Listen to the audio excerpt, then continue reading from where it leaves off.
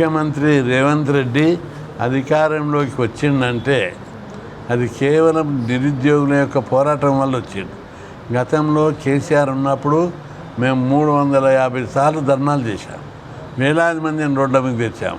Direct recruitment quota post అవుతున్నాయో group 1, group 2, group 3, group 4 అన్నింటిని భర్తీ చేయాలి. టీచర్ పోస్టు, పోలీస్ రిక్రూట్మెంట్ చేయాలని చెప్పి వేలాది ధర్నాలు, వందలాది సభలు పెట్టి ప్రభుత్వం మీద ఒత్తిడి తెస్తే ఆ అసంతృప్తి జ్వాలగా, అగ్ని జ్వాలగా మారి కేసీఆర్ను రూట్అవుట్ చేసి ఓడించారు.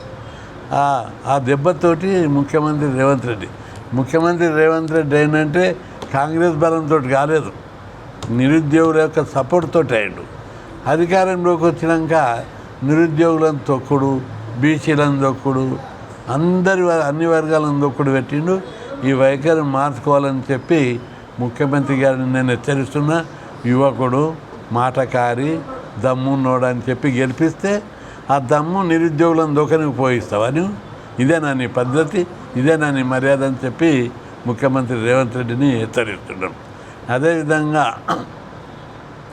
గ్రూప్ 1 పోస్టులు చాలా ఉన్నాయి, దాదాపు 1600 పోస్టులు ఉన్నాయి. ఎంపీడీఓలు గ్రూప్ 1లోనే రావాలి 50%, కానీ అవి ఇవ్వకుండా ప్రమోషన్ల ద్వారా ఇవ్వాలని చూస్తున్నట్టు తెలిసింది. ఈ వైఖరి వెంటనే మార్చుకోవాలి. డైరెక్ట్ రిక్రూట్మెంట్ కోటా పోస్టులు గ్రూప్ 1 కేటగిరీలో ఎంపీడీఓలు కానీ, డిప్యూటీ కలెక్టర్లు కానీ దాదాపు 50% కోటా డైరెక్ట్ రిక్రూట్మెంట్ కోటా ద్వారా భర్తీ చేయాలి. ఆ విధంగా కాకుండా ప్రమోషన్ల ద్వారా భర్తీ చేస్తే మాత్రము ఆఫీసులు పలుకుతాయని చెప్పి హెచ్చరిస్తున్నారు. ఏం తమాషాగా ఉందా? నిరుద్యోగులందరూ రోడ్ల మీద తిరుగుతుంటే ప్రమోషన్ల మీద ప్రమోషన్లు ఇస్తావు. నిరుద్యోగులు కోట రాజ్యాంగం పెట్టిన కోట, అది పబ్లిక్ సర్వీస్ కమిషన్ ద్వారా భర్తీ చేయవలసిన పోస్టులను దొడ్డిదారిన లంచాలు తిని ప్రమోషన్లు ఇస్తారా? నిరుద్యోగుల పుట్ట కొడతారా? అసలే నిరుద్యోగులకు అవకాశాలు రావడం లేదు. ఏజ్ బారైతుంది, ఒక్కొక్కరు 30 ఏళ్ళు అయింది, గడ్డాలు ఎంచుకొని పెళ్ళిళ్ళు చేసుకోకుండా ఈయనే చిక్కడపల్లిలో రూములు తీసుకొని చదువుకుంటా ఎప్పుడు జాబ్ వస్తుందని వాళ్ళు చూస్తుంటే ఆ జాబులు దనుకపోయి వాళ్ళ ఉద్యోగులకు ఆల్రెడీ మంచి షేప్ సైడ్లు ఉన్నారు, వాళ్ళు జాబ్లలో ఉన్నారు, లక్షల రూపాయల జీతాలు తీసుకుంటారు. వాళ్ళకు నువ్వు ప్రమోషన్ ఇవ్వు, వాళ్ళకు కూడా వాళ్ళకి, నిరుద్యోగులకు కూడా వాళ్ళకి ఎట్లా ఇస్తావు? దీన్ని వెంటనే విరమించుకోవాలి, లేకపోతే తీవ్ర పరిణామాలు ఉంటాయని చెప్పి హెచ్చరిస్తున్నాం. అదేవిధంగా వైద్య ఆరోగ్య శాఖ లోపల, హెల్త్ డిపార్ట్మెంట్ లోపల నర్సింగ్ ఆఫీసర్ పోస్టులు సెలెక్ట్ అయ్యారు. అన్నీ వైద్య ఆరోగ్య శాఖ డైరెక్టరేట్ వాళ్ళు ఇచ్చారు, ఈఎస్ఐ వాళ్ళు ఇచ్చారు, ఇతర వాళ్ళు వైద్య విధాన పరిషత్ వాళ్ళు ఇవ్వకుండా నాటకాలు ఆడుతున్నారు. 3 రోజుల వాళ్ళ పోస్టులు ఇవ్వకపోతే సీజ్ చేస్తాం, దిగ్బంధం చేస్తాం వైద్య విధాన పరిషత్ అని చెప్పి హెచ్చరిస్తున్నాం. వైద్య శాఖలు రిజర్వేషన్లు సరిగ్గా ఇంప్లిమెంట్ చేయరు, ఏ ఒక్కటి సరిగ్గా చేయరు, పైగా నాటకాలు ఆడుకుంటూ కథలు పడుతున్నారు. మీ వైఖరి మార్చుకోకపోతే మాత్రం తీవ్ర పరిణామాలు ఉంటాయని చెప్పి హెచ్చరిస్తున్నారు.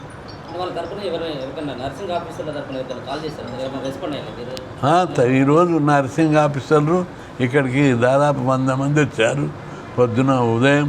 ఇప్పుడు కూడా కొందరు ఉన్నారు. వెంటనే వాళ్ళకి ఎలాంటి, నేనేమో సెక్రటరీకి చేశాను క్రిస్టియానా మేడం, ఆమె ఫోన్ లేపుతలేదు. ఆమె వైఖరి మార్చుకోవాలి. ఎందుకంటే ఉద్యోగస్తులు వాళ్ళు జీతం తీసుకొని పనిచేస్తున్నారు. నియంత్రిత రాజ్యాలు కూడా ఇట్లా చేయరు. ముఖ్యమంత్రి మా మాట వినాలి, మంత్రుల మాట వినొద్దు అన్నాడని ఓపెన్గా చెప్తున్నారంట ఐఏఎస్ ఆఫీసర్లు. ఆ వైఖరి మార్చుకోవాలని నేను హెచ్చరిస్తున్నా. ప్రజల మాట వినాలి, అందరి మాట వినాలి. ఒక ముఖ్యమంత్రి మాట వింటా అంటే ముఖ్యమంత్రి ఇప్పటికే చెప్పిండు నేను హిట్లర్ అని చెప్తే హిట్లర్ మాట వింటావా? హిట్లర్కి పట్టినాకైతే ముఖ్యమంత్రికి పడుతుంది రేపు. కాబట్టి వైఖరి మార్చుకో. ఇది ప్రజాస్వామ్యం, ప్రజలే. రామారావు ఏమన్నాడు? ప్రజలే దేవుళ్ళు అన్నాడు ఎన్టీ రామారావు. ఇప్పుడు కూడా అదే పద్ధతి అని చెప్పి హెచ్చరిస్తున్నా.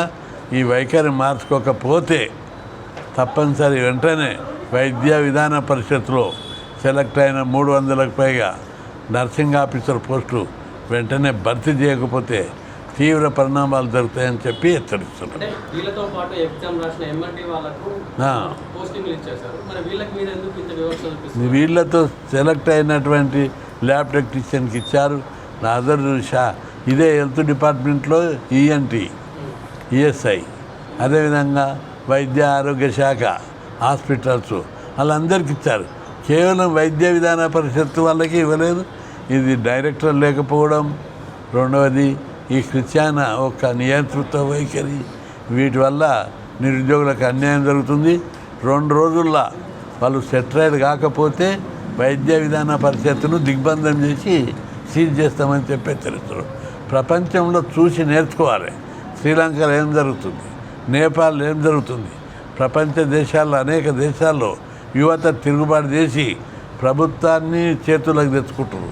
ఇంకా ఇక్కడ వీళ్ళందరూ నాటకాలు ఆడుకుంటా నేను హిట్లర్ నన్ను ఎవరు, నేను నెపోలియన్ నన్ను ఎవరు కథలు పడుతుంటే యువత అసంతితో రగులుతున్న యువత చూస్తూ కూర్చుంటారా అని చెప్పి హెచ్చరిస్తున్నారు. అందుకే ప్రభుత్వం నిరుద్యోగుల పట్ల తన మొండి వైఖరి, వ్యతిరేక వైఖరిని మార్చుకొని వెంటనే పోస్టింగ్ ఇవ్వాలని హెచ్చరిస్తున్నారు.